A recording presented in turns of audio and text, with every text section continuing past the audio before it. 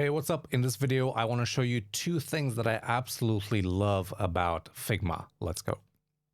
And those things are about resizing in auto layout frames. So let's look at this example. This entire page is using auto layout, but this frame here has a fixed width. Now, if I want to set it to fill up the entire available space, I can click right here and select fill container.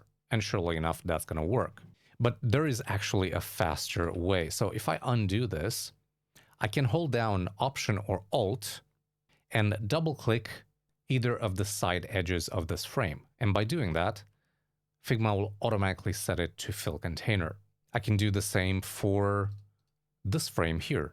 Again, hold down Alt on Windows or Option on a Mac, double click, and it's going to make it fill the entire available space. Now, what if I wanted it to be set to hug content? So the frame is just as wide or as tall as the content inside. Well, for that, I can just double click any of its edges. No keyboard shortcut necessary. So double click, and it's going to revert back to hug contents. And I can do the same here. Maybe select this button, double click on any of its edges, and it's going to set that element to hug contents.